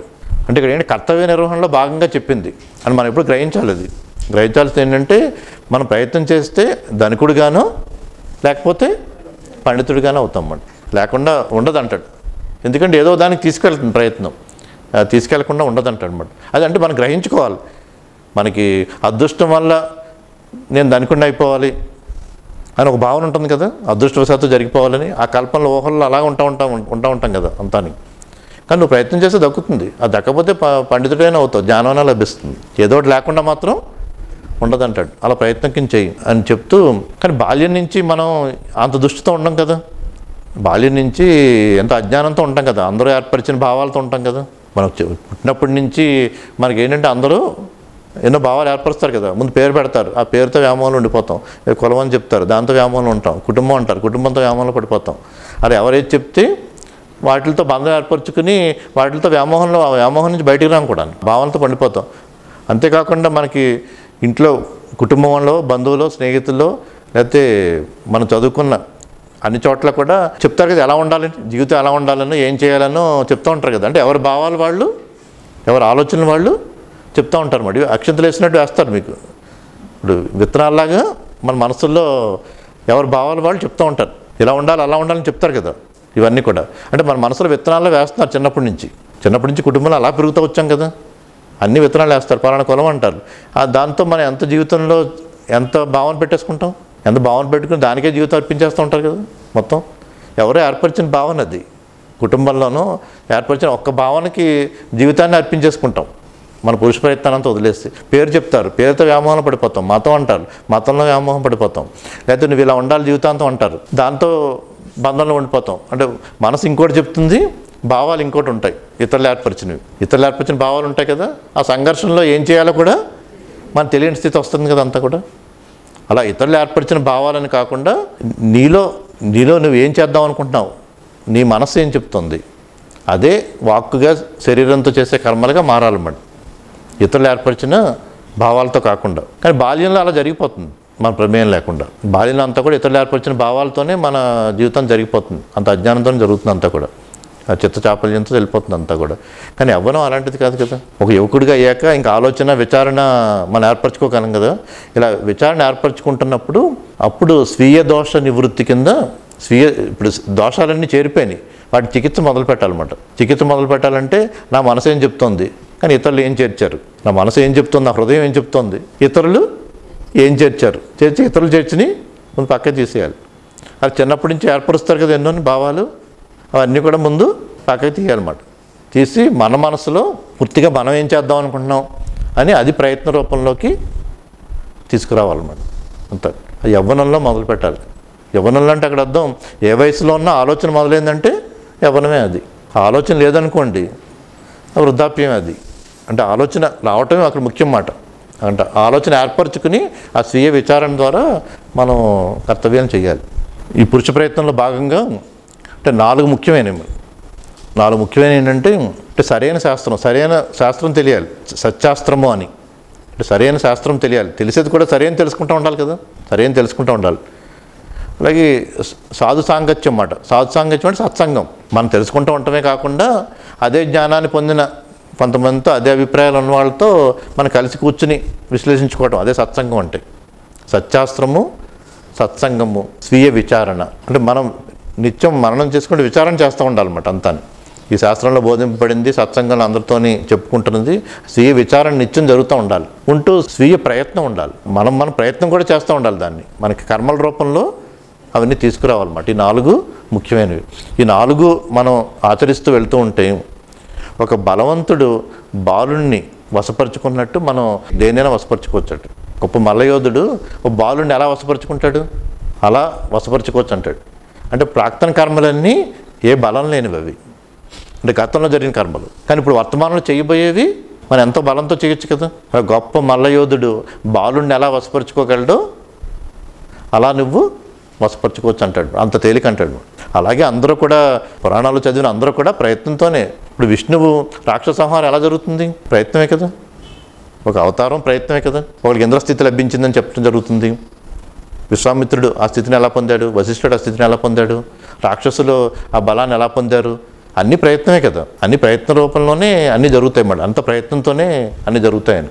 అంటే వివిధ మానసిక స్థితులు కాబట్టి దాన్ని మనం విడివిడిగా తెలుసుకోవాలి, కానీ అంత ప్రయత్నంతోనే జరుగుతుంది. అంతేగాని అదృష్టం అనేదో లేదా దైవం అనేదో లేదు అని చెప్పడం జరుగుతుంది అన్నమాట. ఈ ముముక్ష వ్యవహార ప్రకరణంలో దైవం అనేది లేదు అని, అదృష్టం అనేది లేదు అని, అసలు అదృష్టాన్ని పక్కన పెట్టి అంటాడు, దైవం అనేది లేదంటాడు. అని ఎవరికి చెప్తున్నాడు? దైవానికి, శ్రీరామునికి కదా, అని దైవానికి చెప్తున్నాడు కదా. అంటే అక్కడ అర్థం చేసుకోవాల్సింది ఏంటంటే, ఈ సమస్త మానవాళికి ఇది ఉపయోగపడే జ్ఞానం కదా, సాధారణ మానవులకి. అంటే దైవం అంటే అభిప్రాయం ఎలా ఉంటుందంటే, అన్ని దైవవశాత్తు ఏదో జరుగుతుంది అని అలా మనం ఒక అభిప్రాయం ఏర్పరచుకుంటాం కదా. దైవం అనుకూలిస్తేనే జరగటం, అదృష్టం కలిసి వస్తే దైవం కలిసి వచ్చినట్టు ఈ భావం తీసుకుంటాం కదా. మన దైవం అంటే అనుకోకుండా జరిగిపోయేది, అదృష్టవశాత్తు జరిగిపోయేది అన్న భావన సాధారణంగా తీసుకుంటాం కదా. అంటే ఆ భావాన్ని ఖండిస్తున్నాడు అన్నమాట. అలా తెలుసుకోవాలి మనం, ఆ భావాన్ని కలిస్తున్నాడు. కానీ విశేషార్థాలు ఉంటాయి దైవం అంటే. దైవం అంటే పదానికి అర్థం ఏంటంటే ద ఏవం అని.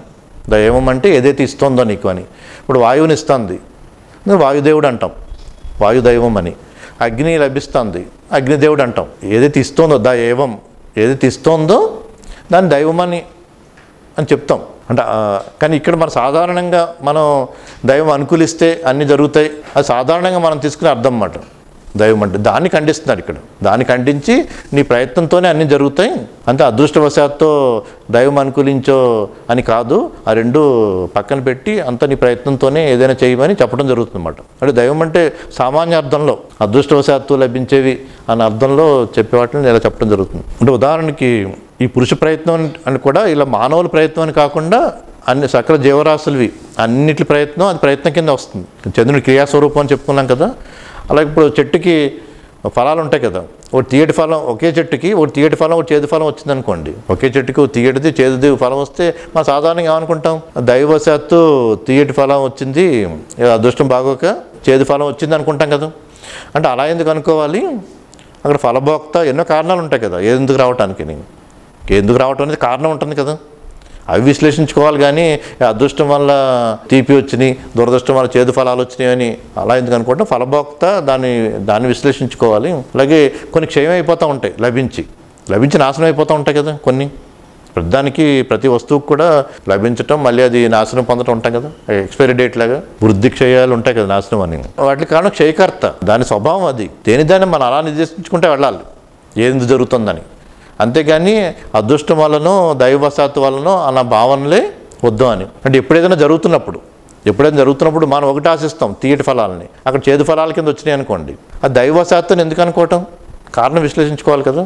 అలా ఏదైనా పొందిన తర్వాత మళ్ళీ పోగొట్టుకున్నాం అనుకోండి, దానికి కూడా ఎన్నో కారణాలు ఉంటాయి కదా. కొన్ని ఏంటంటే ఒక చోట చక్రవర్తి చనిపోయిన తర్వాత అక్కడ ఏంటంటే రాజశాసనంలో ఏనుగును పంపించి, పూర్వం ఉంటే కదా ఏనుగును పంపించి, ఏనుగు ఒక మాలిచ్చి ఒక దండిచ్చి అది ఎవడి మెడలో వేస్తే వాడే రాజని కథలు ఉంటాయి కదా. అది ఏం చేస్తుందంటే ఒక బిచ్చగాడి మెడలో వేస్తుంది, ఒక చోట బిచ్చగాడి మెడలో వేస్తుంది అన్నమాట. వాడే రాజు కూర్చుంటాడు. అప్పుడు ఏమనిపిస్తుంది, ఎంత అదృష్టం వాడికి అనిపిస్తుంది కదా, దైవం అనుకూలించింది అనిపిస్తుంది కదా.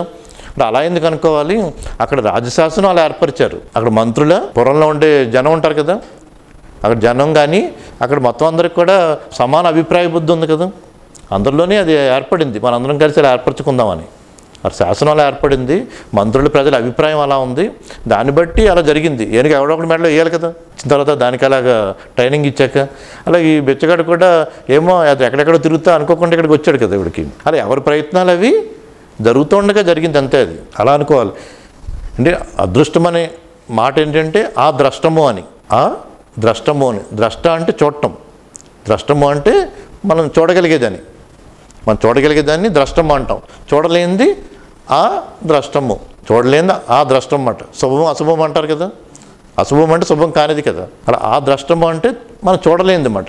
చూడలేని దానికల్లా అదృష్టం అనేస్తాం. ఆ ద్రష్టముకి చూడలేనిదల్లా తెలియని దానివల్ల అదృష్టం అనేస్తాం అన్నమాట. అలా దేన్ని కూడా ఇది అదృష్టవశాత్తు దైవవశాత్తు అని అసలు భావనే ఉండకూడదు. మనకి కొంతవరకు తెలిసింది, మనకి మిగిలిన తెలుసుకోవటం, మన ప్రయత్నాన్ని కొనసాగించడం అన్నమాట. ఇప్పుడు ఆ మల్లయోధుడే బాలుని వరుసపరుచుకున్నాడు అన్నాం కదా. ఒక బలవంతుడు ఉన్నాడు. అంటే బలవంతుని కూడా చూస్తే ఏమనిపిస్తుంది అంటే వీడికి కూడా దైవ బలం వల్ల అదృష్టం వల్ల ఎలా బలాన్ని పొందాడు అనుకుంటాం. కానీ వాడిని మించిన బలవంతుడు ఇంకోటి ఉంటాడు కదా, మరి వాడికి ఆ బలం ఎలా వచ్చింది? సమర్థత వల్లే కదా. సమర్థత వల్లే, అతను ఇంకా ఎక్కువ అభ్యాసం చేయటం వల్లే కదా. అందుకని ఎవరికైనా ఏదైనా బలం వచ్చినా, శక్తి వచ్చినా అది అదృష్టం వల్ల, దైవం వల్ల అని ఎందుకు అనుకోవాలి? అతను మించిన బలవంతుడు ఇంకోటి ఉన్నాడు కదా, అంటే సమర్థతే కదా అక్కడ కారణం అవుతుంది. అలాగే ఓడిపోయిన వాడు ఉంటాడు. ఓడిపోయినవాడు ఇంకా ఉత్తమ ప్రయత్నాలు చేయాలి కదా. ఉత్తమ ప్రయత్నాలు చేయాలంటే ఎప్పుడు కూడా తనపై విశ్వాసం ఉండాలి. ఏ కర్మలు చేయాలన్నా, ఏ ప్రయత్నాలు, గురువుపై విశ్వాసం ఉండాలి. తనపై, గురువుపై, శాస్త్రంపై విశ్వాసం ఉండాలన్నమాట. అంటే గురువు ఎప్పుడు ఎవరు చెప్పినా మనం ఏం చేద్దాం అనుకున్నామో ఆ చెప్పే బోధించేవాడు. దాని గురించి శాస్త్రం అంటే గ్రంథాలనే కాదు, ఏ సబ్జెక్ట్ అయినా కానీ అసలు ముందు తనపై విశ్వాసం ఉండాలి, గురువుపై విశ్వాసం ఉండాలి, శాస్త్రంపై విశ్వాసం ఉండాలి. అలా తనపై తనకు విశ్వాసం లేకుండా ఏ కర్మలు చేసినా ఫలాన్ని ఇవ్వదు కదా. అందుకని తనపై విశ్వాసం ఉంచుకుని చేసేది పురుష ప్రయత్నం అన్నమాట. అదృష్టాన్ని, దైవాన్ని పక్కకి తీసి చేసేది పురుష ప్రయత్నం. వర్తమాన కర్మలే బలమైనవని ఒక గొప్ప మల్లయోధుడు బాలుని వశపరుచుకున్నట్టు, గత కర్మలన్నీ వశపరుచుకున్నట్టు అన్నమాట.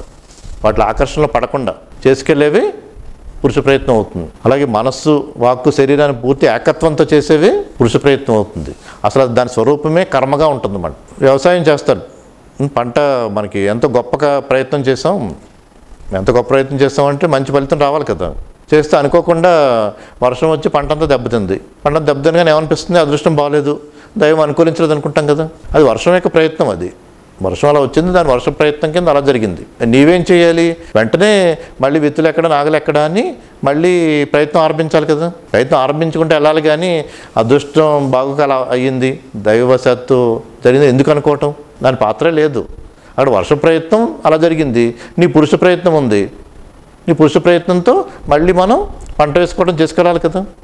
అంటే వర్ష ప్రయత్నం ఒకసారి వచ్చి జరిగిపోయింది, మరి దాన్ని మించింది కదా పురుష ప్రయత్నం. దాన్ని మించింది కదా పురుష ప్రయత్నం అనేది. మళ్ళీ కర్మలు చేసుకుంటూ వెళ్ళాలి కదా. అందుకని అదృష్టం లేక నాకు ఇలా అయిపోయింది, దైవశాత ఇలా అయిపోయిందని మూల కూర్చుని మళ్ళీ ఏ పంట వేయకపోతే. అందుకని అసలు ఆ భావనే వద్దు. దేని ప్రయత్నాలే జరుగుతూ ఉంటాయి విశ్వంలో. దేని ప్రయత్నం ఎన్నో విఘ్నాలు ఉంటూ ఉంటాయి, ఎన్నో విఘ్నాలు ఉంటూ ఉంటాయి. మనం ఇందాక ఏమనుకున్నాం, 2 మేకపోతుల్లో కొట్టుకుంటా ఉన్నాం కదా. ఏమేమి కొట్టుకుంటాయి? గత కర్మలు, వర్తమాన కర్మలు కదా. ఈ 2 మేకపోతులే కొట్టుకుంటూ ఉంటాయి. అలాగే మనుషులు కూడా, మనుషులు చేసే ప్రయత్నం 3 రకాల విఘ్నాలు ఉంటాయి. ఆధ్యాత్మిక, ఆది భౌతిక, ఆదిదైవిక విఘ్నాలని.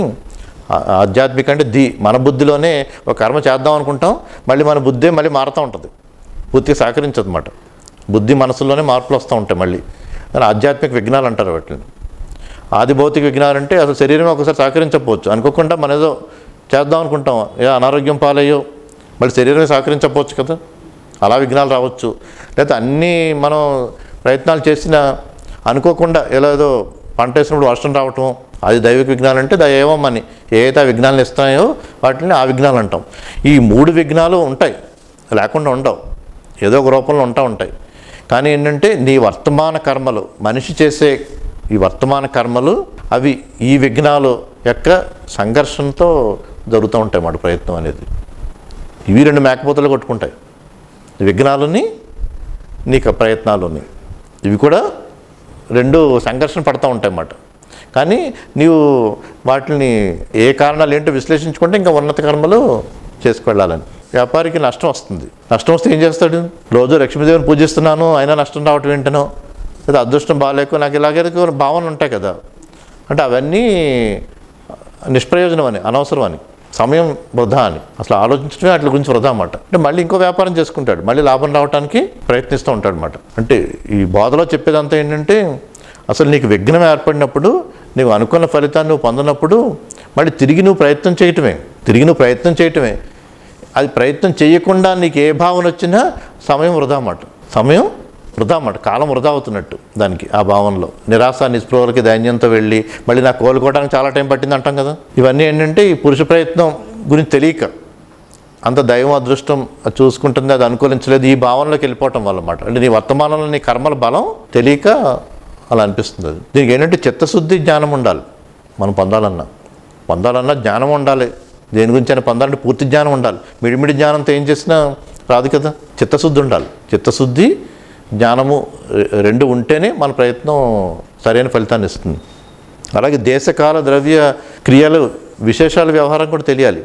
దేశకాల క్రియా ద్రవ్యాలు అంటే మనం చేసే కర్మలు కూడా ప్రదేశాన్ని బట్టి ఉంటుంది కదా. ప్రదేశాన్ని బట్టి ఉంటుంది, కాలాన్ని బట్టి ఉంటుంది. వాటిలన్నింటి గురించి కూడా వివరంగా తెలియాలి కదా. ఏ ప్రదేశంలో ఏ కాలంలో చేస్తే ఆ కర్మలు మనం పొందగలుగుతాం, వాటి శక్తి అంతా, ఇవన్నీ కూడా తెలియాలి కదా. అన్ని లోతుగా, అదే జ్ఞానం అంటే లోతుగా అవన్నీ పరిశీలించుకుంటూ వెళ్ళాలి కదా. దూరదృష్టి లేక ప్రతిదీ అటువంటి భావనలు ఏర్పరచుకుంటాం మనం. దృష్టి కూడా మనం ఏంటంటే, దూరదృష్టి అంటే మనకు త్రికాల జ్ఞానం ఉండాలి. ఏది ఎలా జరుగుతుందో తెలియాలంటే అది ఎలాంటిదంటే, చెట్టు కింద నుంచుని, చెట్టు మొదల్లో నుంచుని ఎదురుగుండా చూస్తున్నాడు అనుకోండి. చూస్తూ ఉంటే ఒక వ్యక్తి ఎవరైనా వెళ్తున్నాడు, ఒక బండి మీద వ్యక్తి వెళ్తున్నాడు. బండి మీద ఉన్న వ్యక్తి మొదల్లో నుంచుని ఉంటే ఎదురుగుండా వచ్చినప్పుడు కనపడతాడు. అది సాధారణంగా మనకుంటే దృష్టి మాట. ఎదురుగుండా జరుగుతున్నదే మనకు తెలుస్తూ ఉంటుంది. అదే అతడు ఒక చెట్టు కొమ్మ వైపు వెళ్ళి చూస్తున్నాడు అనుకోండి, చెట్టు కొమ్మ పైకెక్కి చూస్తున్నాడు అనుకోండి, అప్పుడు ఎలా తెలుస్తుంది? కొంచెం ముందు నుంచి అక్కడికి వచ్చింది, తర్వాత వెళ్ళబోయేది తెలుస్తుంది కదా. అంటే గతంలో ఎక్కడి నుంచి ఇక్కడికి వచ్చాడు, ఇక్కడి నుంచి మళ్ళీ ఎక్కడికి వెళ్ళబోతున్నాడని తెలుస్తుంది కదా. అదే ఇంకా పెద్ద పర్వతం పై నుంచి చూస్తూ ఉంటే, అక్కడి నుంచి బైనాక్యులర్స్ పెట్టి చూస్తున్నాడు అనుకోండి, ఇంకా దూరం నుంచి ఎక్కడి నుంచి వచ్చాడు, ఇంకా ఎంత దూరం వెళ్తాడో తెలుస్తుంది కదా. అలా ఎంత ఎత్తుగా ఉండి ఎంత దృష్టి మనం ఏర్పరచుకుంటే అవి మనకు అంత తెలుస్తూ ఉంటుంది కదా. దీన్ని దూరదృష్టి అంటారు, అంటే త్రికాల దృష్టి అని.